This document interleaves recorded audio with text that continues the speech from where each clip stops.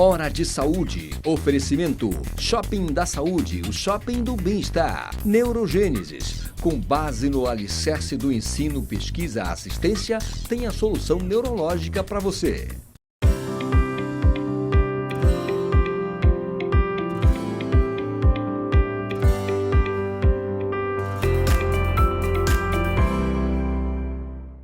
Amigos, mais uma vez, o programa dominical de saúde, Hora de Saúde, que é transmitido para todo o estado do Pará pela TV RBA aqui em Belém, canal 13, e para o mundo todo, neste exato momento, pelo link rbatv.dol.com.br. E nosso programa tem o apoio da Neurogênesis, que trata tudo de neurologia, neurologia intervencionista, neurologia infantil, neurocirurgia, tá? E do Shopping da Saúde, que tem curativo, tem material de fisioterapia, material de ortopedia, material de nutrição e aparelhos médicos. Tem a loja passando o estádio da Curuzu, e a loja na Almirante Barroso e a loja no quilômetro 8 da BR. Shopping da Saúde e a Neurogênesis. E o nosso convidado de hoje é, de novo, muito especial, como todos, o doutor Eduardo Belisário. O Eduardo Belisário formou em 2006 na UEPA. Ele é especialista em cardiologia pela SBC, pela Sociedade Brasileira de Cardiologia, e é especialista em terapia intensiva pela AMIB, Associação de Medicina Intensiva Brasileira. E tem pós-graduação em gestão na Faculdade de Medicina do Hospital Albert Einstein de São Paulo. O Belisário, como eu conheço, o Belisário é meu amigo, Eduardo Belisário, ele é médico da UTI do Hospital Amazônia, é médico da UTI do Hospital Adventista e tem consultório, lógico. E o Belisário vai nos falar de tudo, de toda a estrutura e funcionamento e principalmente da formação dos médicos que trabalham nas UTIs. Belisário, bem-vindo, colega. Obrigado, Eduardo. É um prazer estar aqui hoje, mais uma vez, aí, falando de saúde. Belisário, a primeira pergunta que eu tenho para ti é o seguinte: eu fui acadêmico da primeira unidade de terapia intensiva na região norte, que foi na Beneficente Portuguesa, em 1978. Nós fizemos prova para sermos acadêmicos de lá, porque era o máximo. Era o único lugar na região norte que fazia gasimetria arterial. Era uma novidade do mundo, né? Então, começou naquela época. De lá para cá mudou. Eu me lembro que os livros falavam que, para ser médico de terapia intensiva, basicamente tinha que ser anestesista, naquela época. E esses conceitos todos mudaram todos de lá para cá. Essa história já tem 40 anos. Então, me fala uma coisa. O que é hoje uma terapia intensiva? O conceito de UTI ele já é bem antigo na medicina. Acho que idas aí da Florence Nightingale, a grande mãe aí da enfermagem aí, que já começou a desenvolver ali o conceito de unidades separadas, onde a gente precisaria dividir os pacientes em grupos para poder atendê-los da melhor forma possível e evitar infecções. Mas a UTI hoje, a unidade de tratamento intensivo, a gente até prefere utilizar um termo um pouquinho diferente, mas significa a mesma coisa, que é a unidade de cuidados intensivos. Eu costumo dizer e dar como exemplo de que é a retaguarda, é a última linha do exército ali, é a última linha de defesa. Então, é a unidade que, mas na verdade talvez seja um conceito onde seja aquele momento ali de meio que uma tropa mais especializada, uma tropa de elite ali dentro do hospital, onde em alguns momentos a gente precisa avançar, trazer o paciente para dentro dessa unidade, mas basicamente é uma unidade fechada, em geral tem em torno de 10 leitos, pode ter mais que 10 leitos, que cuida dos pacientes mais graves que estão no hospital. Seja um paciente que vem de casa e chega com uma infecção grave e precisa imediatamente ir para uma unidade de cuidados que serão mais intensivos. Parece brincadeira, mais uma vez eu ouvi de um colega, de um staff, Cuidados intensivos é isso, é estar intensivamente cuidando, estar ali a cada hora cuidando daquele paciente, a cada hora tendo o cuidado de reparar nos sinais vitais, na temperatura e avaliando a cada hora como é que está aquele paciente. Existem vários tipos de unidades de terapia intensiva, é muito importante falar sobre isso. Nós temos unidades específicas que cuidam de doentes queimados, por exemplo, nós temos unidades respiratórias que cuidam só de doenças respiratórias, nós temos unidades que cuidam de pacientes em pós-operatório de cirurgia cardíaca, de procedimentos cardíacos. Nós temos vários tipos de unidade de terapia intensiva. Temos unidades de doentes neurocríticos, que cuidam apenas de pacientes neurocríticos, doentes com problemas neurológicos agudos graves, que merecem cuidados intensivos. E temos as UTIs gerais, que são as UTIs comuns, que englobam todos esses pacientes, que atendem todos os tipos desses pacientes. Certo. Eu comentei ainda agora que antigamente eram os anestesistas que deveriam, isso nos primeiros livros de terapia intensiva, tá?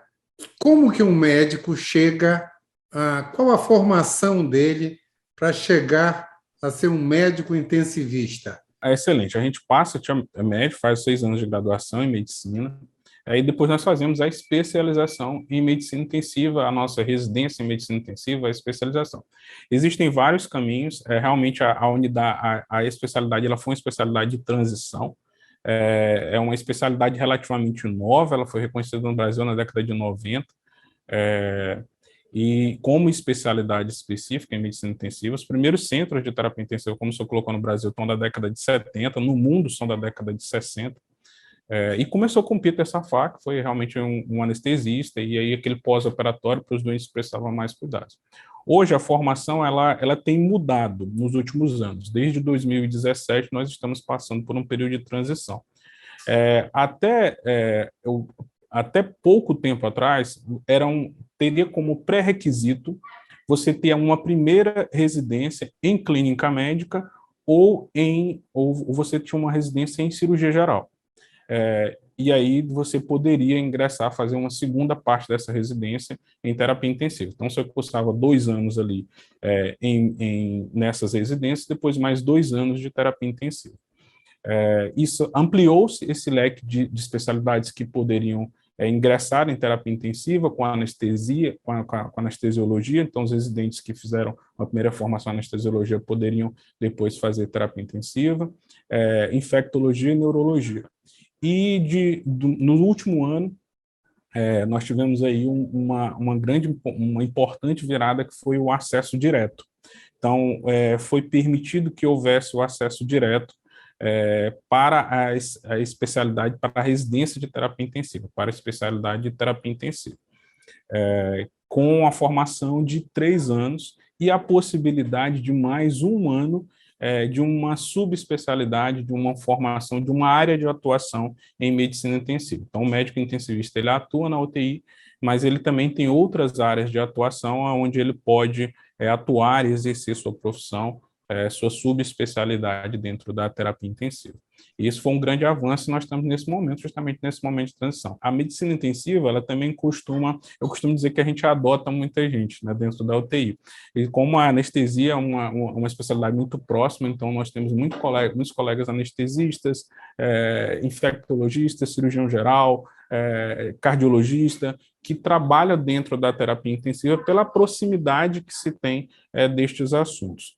E aí, a depender, a Associação de Medicina Intensiva Brasileira, ela permite que você possa fazer a prova de título, se titular, se você tem experiência em terapia intensiva. Veio à tona, em termos de sociedade civil, os intensivistas agora com a pandemia, né? Eu lembro que dessas memes todas que apareceram, que costumam aparecer na internet, 2 me chamaram a atenção.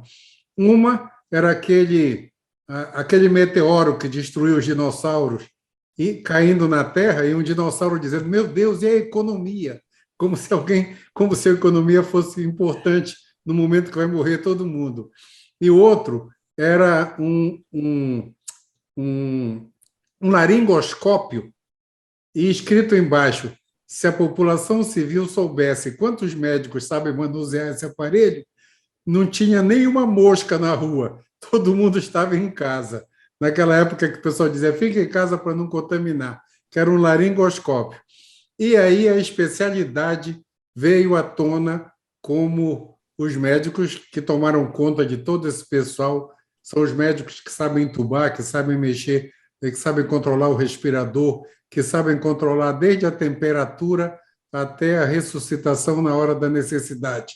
Quantos tem em atividade na terapia intensiva? Segundo dados recentes da própria AMIB, junto com o censo que foi feito, nós temos 1,6% apenas de médicos titulados em todo o Brasil. Desses 500 mil médicos hoje que nós temos pouco mais de 8 mil médicos titulados em terapia intensiva. Então, realmente é uma especialidade que ainda tem muito a crescer, ainda tem muito a desenvolver. Eu lembro desses memes, a gente ficava ali, quando você fala essas coisas, a gente passou por tudo isso e viu tudo isso muito intensamente, muitas das pessoas não conheciam essa especialidade, não sabiam que existia um médico lá, porque a gente fica meio que escondido dentro do hospital.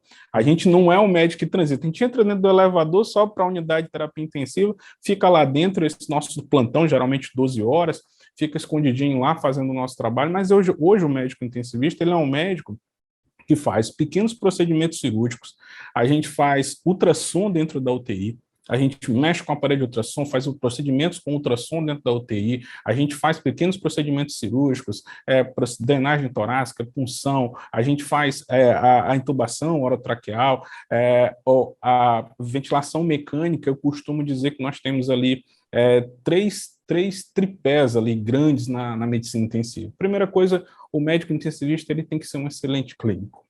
Ele tem que saber conversar com todas as outras especialidades, com os médicos assistentes, ele tem que entender de nefrologia, ele tem que entender de neurointensivismo, de neurologia, ele tem que saber imagem, ele tem que entender e ler imagens radiológicas muito bem. Então, ele tem que saber tudo isso. Mas, além disso, ele precisa entender muito bem de ventilação mecânica, que é como manusear aquele aparelho, o ventilador mecânico, e existe toda ali uma expertise que você desenvolve ao longo da sua formação para isso, e a monitorização hemodinâmica. Esse paciente é um paciente que está ali extremamente, para os nossos telespectadores entenderem, as infecções, os processos inflamatórios graves, eles costumam modificar muito a pressão do paciente. O paciente cai muito a pressão dele e a gente costuma monitorar hemodinamicamente esses pacientes, então você precisa entender muito de monitorização hemodinâmica. A tecnologia tem entrado dentro da especialidade com aparelhos, com equipamentos, com uma série de instrumentos para que você possa... A especialidade ela tem crescido muito nesse sentido, mas ela apareceu para a sociedade pôde ver que existia aquele médico ali na pandemia. A gente já trabalha muito, o médico intensivista é um médico que trabalha muito, tem uma carga horária, em geral, mais alta, pela questão da especialidade do horário dos plantões, mas que nesse momento ali a gente realmente aconteceu e a sociedade pode ver, poxa, tem um médico que trabalha ali dentro daquela unidade, tem um médico ali que faz esse papel. Pessoal, um instantinho que a gente já volta nessa conversa super informativa com o Dr. Edgardo Belisário. Só um instantinho.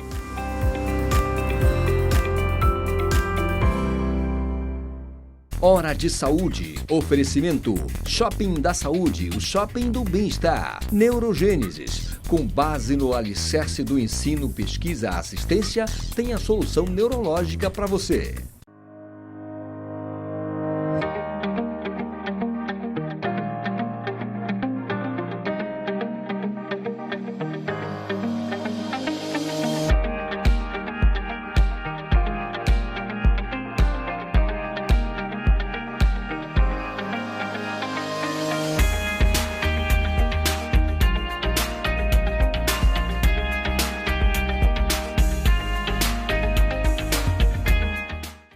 A Neurogênesis atua no mercado de saúde com produtos e serviços que se moldam às diversas tendências da transformação digital. Tem como foco estratégias de atuação na Neurosaúde 4.0. O objetivo é revolucionar o atendimento médico e multiprofissional no contexto da neurociência, com entrega personalizada do diagnóstico à reabilitação neurológica. Neurogênesis, educação, pesquisa e assistência. Fones 984-510900, 3085-1600. Rua Municipalidade 985, 19º andar. Hora de Saúde. Oferecimento. Shopping da Saúde, o shopping do bem-estar. Neurogênesis. Com base no alicerce do ensino, pesquisa, assistência, tem a solução neurológica para você.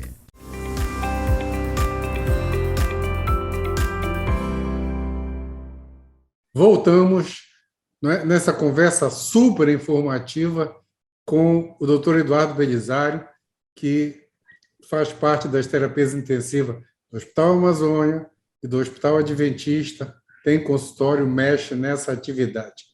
O doutor Belisário está falando para a gente de como funciona e como são as estruturas e o trabalho intenso na terapia intensiva. Por isso tem este nome. Belisário, eu te interrompi quando tu ia falar da estrutura multidisciplinar. Pode continuar, desculpa, hein? Na verdade, a gente não trabalha sozinho. Seria injusto aqui se dissesse que o papel do médico intensivista hoje, o médico intensivista ele é um grande head coach, ele é um grande técnico ali dentro desse processo, a gente atua, entra em campo também, mas, na verdade, nós temos pessoas fundamentais, profissionais fundamentais, dos quais a terapia intensiva não poderia sobreviver hoje. Então, nós temos a equipe de enfermagem, então nós temos enfermeiras intensivistas hoje que trabalham e nos auxiliam nisso, nós temos técnicos de enfermagem que vão se especializando dentro dessa área da terapia intensiva, porque para mexer com os equipamentos, manipular os equipamentos, você precisa criar essa experiência, essa expertise. Nós temos farmacêuticos hoje que trabalham junto conosco, nós temos a fisioterapia, existem os fisioterapeutas intensivistas que nos auxiliam nesse processo todo. O doente, quando ele interna na UTI, ele começa a correr uma série de riscos e o primeiro deles é o imobilismo. Então, assim, esse processo de reabilitação motora, e aí, como na pandemia ocorreu demais, esse processo de reabilitação respiratória, ele começa com a fisioterapia desde quando o doente interna. É muito importante que a população saiba que esses profissionais estão junto conosco lá 24 horas por dia dentro da UTI.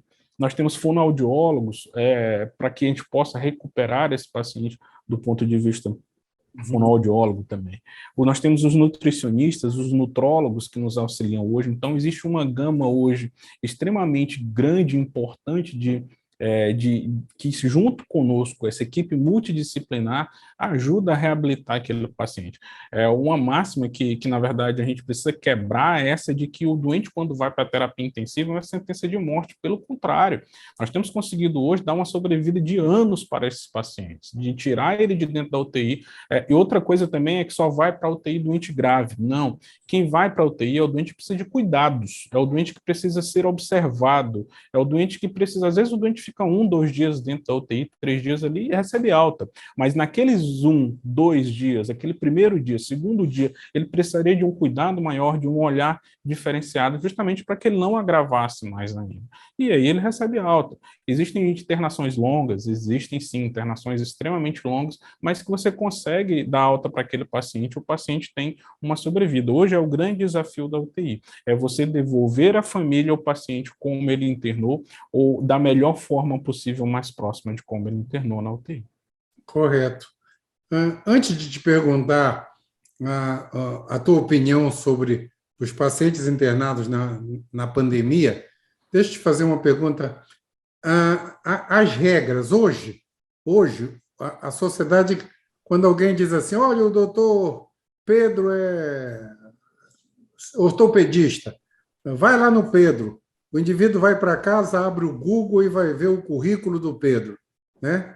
Eu acho que todos os meus pacientes já leram o meu currículo na internet, né? Então, hoje, todo mundo vai correr para saber o que é que aquele médico, onde ele foi formado, como ele foi formado, e, principalmente, a sociedade está cobrando titulação dessas pessoas. Tem regras para titulação para os médicos trabalharem na UTI, em termos de Brasil? Tem sim. No Brasil, a AMIB é quem titula, né, a Associação de Medicina Intensiva Brasileira, e existem pré-requisitos. Pré-requisitos desde pré-requisitos da formação, como nós citamos aí no primeiro bloco, até pré-requisitos de experiência. Né? Se você tem uma certa experiência, precisa ter uma experiência na especialidade. para que você possa galgar e fazer a prova de título e ser um médico titular. Existe uma norma regulamentadora, a RDC7, que regulamenta o funcionamento das UTIs, ela versa sobre o número mínimo de médicos por pacientes, é preciso ter um número mínimo de enfermeiros por pacientes, de técnicos de enfermagem. Essa norma regulamentadora, ela deve ser respeitada, e para que realmente tenha, para que a pessoa possa trabalhar dentro da especialidade, viver dentro da especialidade, eu acho que o ideal, e é muito importante que a população procure realmente saber se o colega que está ali, como qualquer outra especialidade, né? Você vai consultar, vai para o anestesista, você procura ver se aquele médico tem a especialidade, se ele é um anestesista, enfim, você tem que procurar também saber se em local onde você está, os médicos têm experiência e têm a titulação, autonomia, experiência e residência ou titulação, título de especialista, para poder trabalhar na terapia intensiva. Tem que ter pelo menos um titulado em cada UTI por aí, por horário. Isso. A RDC7 ela preconiza que o médico responsável técnico tenha título de especialista e que o médico rotina, que é o médico que avalia linearmente, né, aqui é utilizado muito o termo do médico diarista, ele tenha título de especialista também para que a unidade possa funcionar. Certo. Agora, deixa eu te falar. Na pandemia, que houve um desespero total, foram montadas muitas UTIs assim, meio sem estrutura, só com o ventilador? Essa é uma pergunta que eu sempre quis fazer. Sim, inclusive, não é a realidade só do Brasil, tá, doutor? É importante a gente fazer essa meia-culpa. A sociedade, a Associação de Medicina Intensiva Brasileira sabe que isso hoje é uma das causas das mortes, mas não é uma causa de morte só no Brasil, é uma causa de morte também no mundo, que foi o fato de muitas UTIs terem sido abertas sem que as pessoas tivessem experiência e expertise para lidar com a ventilação mecânica. Por exemplo, vou dar o exemplo simples da ventilação mecânica. A ventilação mecânica é pressão positiva. Então, a gente inspira por pressão negativa, a gente puxa o ar para dentro. As pessoas que estão nos vendo aí, a gente puxa o ar para dentro do organismo. Quando a gente vai para a ventilação mecânica, é pressão positiva, a gente joga o ar para dentro. E isso é extremamente agressivo para um pulmão. Então, você não saber lidar com aquilo pode trazer problemas deletérios, enfim. Mas isso aconteceu bastante e hoje, olhando para trás, a própria sociedade sabe que isso foi uma das causas que contribuiu, não só no Brasil, mas no mundo, para o aumento de especialidades. Tiveram instituições que souberam lidar melhor com isso. Nos Estados Unidos, por exemplo, dividiu-se um pouco as funções. Os médicos anestesistas intubavam os pacientes, alguns locais era assim, e o médico intensivista conduzia clinicamente o paciente. Algumas instituições ficavam com um médico intensivista, ficava com 4 médicos não especialistas responsáveis, e cada um desses cuidava de 10 leitos. Enfim, cada instituição pôde lidar da melhor forma possível, mas assim, evidenciou-se aquilo que nós acabamos dizendo no primeiro bloco. Nós temos que investir muito nessa especialidade, nós temos que investir muito na formação desses médicos, para que realmente a gente possa ter mais médicos trabalhando na terapia intensiva e com a formação cada vez melhor, cada vez mais adequada. Então tá. Belisário, nós estamos nos 2 minutos finais. Então, eu queria que você usasse esse minuto final para fazer seus comentários finais e depois dedica o programa.